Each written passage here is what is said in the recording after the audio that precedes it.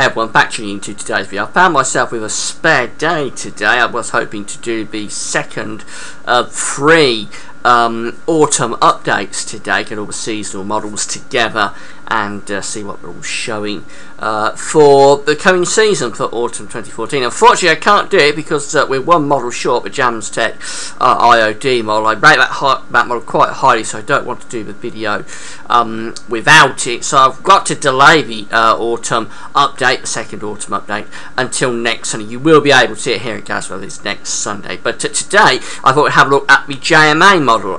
This will feature next week actually in the autumn update. It's only going up to October today, but there's a lot of information that you can get from the Japanese model, the JMA. So I won't have time to go through all of the information that is available really next week, because there's going to be many other models to use, so I won't be able to touch on the basics next week. So I thought we'd have a look at all of the information that we've got with the Japanese model today as a bit of a teaser really for next week's second autumn update. At the very end of the video I'll show you a couple of charts from Huug for the winter. Huug is a United States of America based forecaster, and he's got some quite interesting charts for winter, so hang around to the end of the video and you'll be able to see what Huug is currently predicting for becoming winter. Before I get on with all the information, just arrange for advertising, best video ad design pages at GazwellVids.com. If you could hit play on the video ad, you'll be supporting GazwellVids.com. Thanks so much for doing that. Essentially, the video ads pay for the website, so they allow me to sit here and talk to you via the website. I couldn't have GazwellVids.com if I didn't have a means of paying for it, really. So, thanks so much for getting involved and supporting Gazwell, hitting play on the video ad to see what it's all about. So let's have a look at the Japanese model for the next 3 months. As I say, this will take us from August to October. We're going to start off with the Northern Hemisphere view first of all, and then we'll go on and have a look at the mid-latitude view. So first of all, what you need to know is that these are 500 millibar heights that we're starting off with, broken down into monthly periods, and we're upside down on these charts. The British Isles is just there. So for the month of August, we're seeing an area of above average heights, which is extrapolated by the yellow and orange colour, sitting out to the west of the country. We've got an area of high pressure there in the Atlantic. The flow we've had is generally Atlantic based, coming around the top of that above average area of heights, something like that. So it's not a particularly hot signal, to be honest, despite the fact it's fairly anticyclonic. It's not a particularly hot signal for August with the high pressure just west. Nevertheless, I think it could be quite warm at times, that high pressure ridging in, but we're also at risk of being niggled out from the northwest by areas of low pressure. So it's similar to what we've had through most of this summer really, other than the last week where it's turned much hotter. It has been a warmish sort of summer, but always the risk of some showers or cooler breezes coming through at times, and that's really what the Japanese is seeing for August. Nothing particularly out of the ordinary there, I have to say, but nothing too bad either. It looks like it could be a very pleasant August indeed. For September, it's seeing the above average heights setting up to the northeast of the country, up over Scandinavia, out to the east and the northeast. Got an area of high pressure. The trough of low pressure is in the Atlantic. That could be a pretty warm signal, I think, for September. We would be bringing up these southerly flows quite regularly around an area of high pressure, maybe also some easterly influences as well, which isn't cold in September, so quite a bit of settled weather probably in September, and also quite warm at times, with the winds generally coming from an easterly, southeasterly, or maybe even southerly flow. At times this trough would be cutting in from the Atlantic, so we would be at risk, particularly in the west, of some unsettled conditions because it's September, so the Atlantic will be getting a little bit more buoyant with time. And of course with southerly flows we would also be at risk of bringing up some thunder from the south. We would be at risk of thunderstorms heading up from the south, but overall that's not a bad signal for September. I think it is a warmer than average signal for September as well.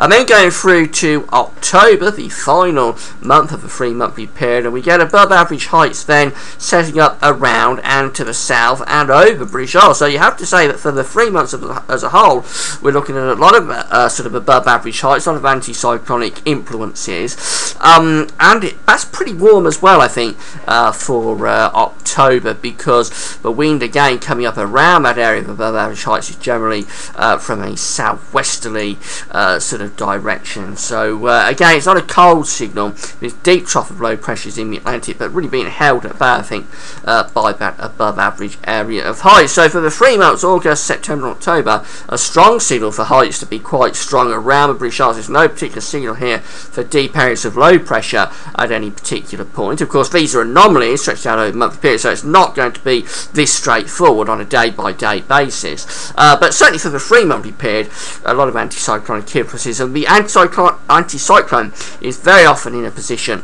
to keep it on the warmer side of average. So let's go and have a look at the mid-latitude view in terms of the temperature and precipitation forecasts that go with these charts. Starting off with August, again, of course, remember we've got the above average area of heights out to the west of the country for August. The flow is generally Atlantic based, coming around the top of that area of high pressure into the British Isles. I should just say that the British Isles is right over here in the top right hand corner of the chart as you're looking at it.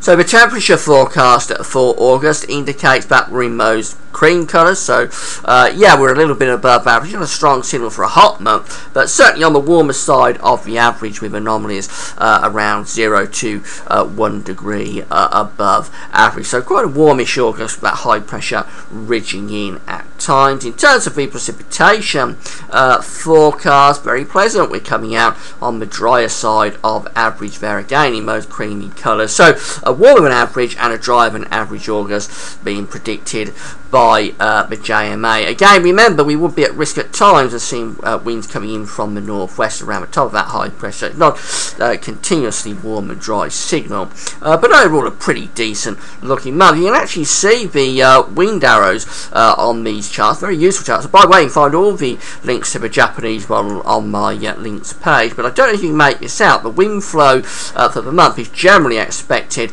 to be westerly with those arrows there. I'll just clear that away. Again, those black arrows indicating the winds are generally expected to be westerly and below average in terms of the wind force for August.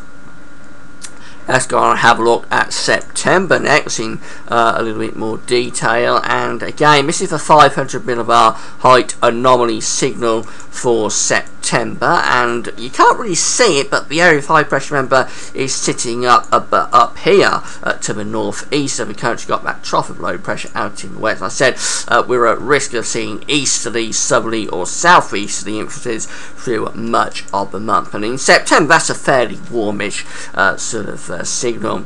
So the temperature anomaly again for September is coming out above average. We're on the warmer side of average there in most cream colours. Again, the anomaly is somewhere between 0 to 1 degree above average.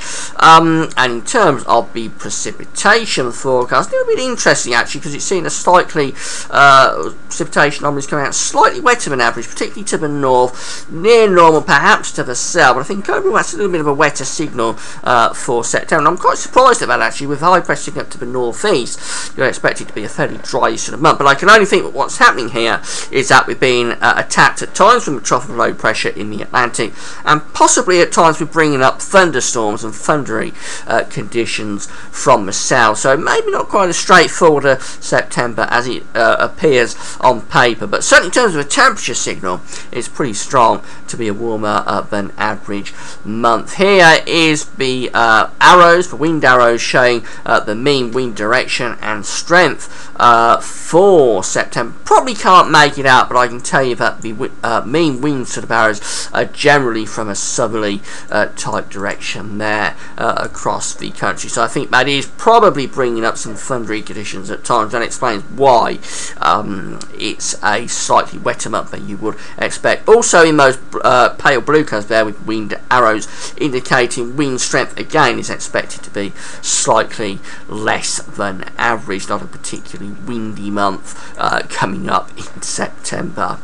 Then finally going through to October. Remember, this is the 500 millibar height anomaly signal for October, and those yellow colours are in there quite nicely across the country, indicating an above average month in terms of the pressure for the British Isles. We've got the low pressure out of the Atlantic really being held off by that high pressure sitting around and to the southeast of the country. Again, another warmer than average month is expected for October. Once again, we're in those cream colours, so it's seeing every month in the next 3 months coming out warmer than average. And of course 2014 is already an exceptionally warm year, already on course to be to have the warmest year on record.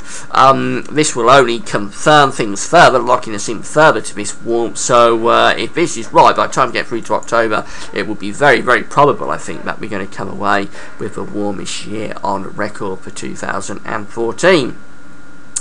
The rainfall prediction for October is actually coming out a little bit on the wetter side of average, interestingly, despite the fact we've got that area of above average height sitting around to the east of the country. It's seeing rainfall coming out a little bit above average. Can't really explain why that's happening. I suppose the jet stream is getting stronger to the north of the country, so you would maybe expect low pressure to be running into the north of the country. And I can't really sort of connect that up to the 500 millibar height anomaly prediction, really. So I think the JMA, in terms of its precipitation forecast for October, could have lost the plot a little bit there.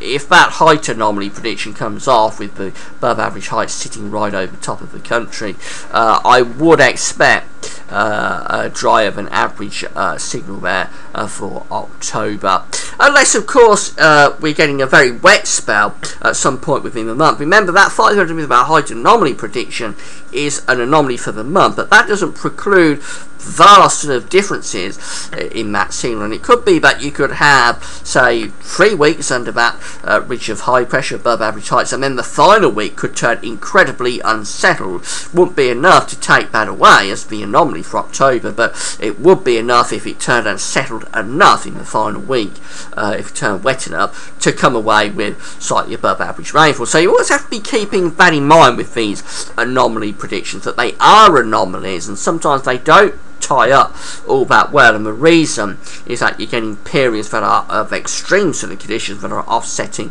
the overall monthly anomaly. Anyway, if you find that interesting for the next 3 months, it's basically looking like a warmer than average month with a lot of anticyclonic influence. That would be my interpretation of it, but of course that doesn't preclude unsettled conditions at times. Now let's just have a quick look, as I promised, at Huug what Huug is predicting for the winter. I should just say these charts are a little bit different. They're not based on a global numerical model. What Huug does is looks at the sea surface temperature anomalies across the globe, and then he creates analog based forecasts looking at past years with a similar sea surface temperature anomaly. So a little bit different what Huug is doing, but I thought I'd start off with the sea surface temperature anomaly for the winter. He's seeing an El Nino, quite obviously there. He's seeing fairly moderate, not a particularly strong or intense El Nino, but certainly a moderate central based El Nino is being predicted. Notice how it's warmer in this central part of the Pacific as opposed to off the coast of Peru. So yeah, he is seeing a warmer central part of the Pacific, and Modoki El Nino really I think is being predicted by Huug van der Dool. Also notice that the tropical Atlantic is being predicted to warm here. It's quite cool in the tropical Atlantic at the moment, or certainly not far from average, but he's seeing that by the time you get through to winter we are turning it warmer in the tropical Atlantic, and with this warm water around here and then presumably cooler here, actually Huug is seeing a little bit of a tripole developing by the winter in the Atlantic. Not a strong tripole by any means, but he is seeing a bit of a tripole beginning to emerge by the time we get through to the winter. So Madoka El Nino and a Tripon is the prediction from Huug van Dool in terms of a sea surface temperature anomaly for the winter, and that creates this 500 millibar height anomaly for the winter. We've got lots and lots of northern blocking here up over Canada, really over Greenland and extending into Canada. Really intense northern blocking, and consequently he's seeing southerly tracking jet stream running through the south of the United States and on into the Atlantic. So we've got a negative North Atlantic oscillation with lots of blocking up over Greenland running in to eastern parts of Canada, and we've got the jet stream running underneath it with this with these troughs of low pressure coming through here. That's a pretty cold looking signal, not only for the United States, where it's a very cold signal I think, but it's also quite a cold signal for much of Eurasia. So let's have a look at the temperature signal finally that Huug is seeing for the winter. This is the temperature anomaly for December, January and February 2014-2015. Honestly, a cooler or colder than average winter here for much of the United States. It's warm up over Canada, where we've got that blocking and extending into Greenland. And then for Europe, well, most of Europe is well truly in the freezer this winter, if Huug is right. Very, very cold winter coming up, particularly centred around western parts of Russia, perhaps central western Russia, but many parts of Europe and Eurasia having a cold winter. For us over in the British Isles, we're always on the edge, on the periphery of the cold, but it does just about extend in. Those cooler than average anomalies, or colder than average anomalies, do just about extend in. Actually, we could be in quite a battleground scenario. Not a severely cold winter being predicted there by Huug van Dool, not like central parts of Europe and into Russia, but we're in a battleground situation, so maybe not all that, not overly cold, not severely cold, but perhaps the risk of quite a lot of sort of interesting battleground type scenarios, possibly snow events, dare I say it, but it's a very long way off. And Huug didn't have a great record last winter. Should just explain that that's a bit of a caveat, that Huug van Dool was going for a cold winter for much of Eurasia, much of Europe last winter, and as we know, it was a very Atlantic-driven winter, no northern blocking at all, really, to speak of, over Greenland, so it was a much milder winter than Huug van Dool was expecting. But I thought I'd throw those in as a bit of fun at the end of the video. I hope you enjoyed that. We will be looking in more depth at all these charts and models and everything else as we get through to September for the winter, so things are going to start happening on the website from September. But I thought I'd throw that in just as a little bit of fun, because there's not been a lot here in this video for people who like cooler weather to go, and I know a number of my viewers do like it cooler, so there's not been much here for you. It looks like a pretty warm 3 months coming up, but if Huug's right, there's going to be a flip from that as we get through to winter, and it will turn a bit colder. That's it for now. Hope you found the video interesting, and that's all for now. It's the autumn forecast next Sunday, so come back for that, but that's all for now. Thanks for watching.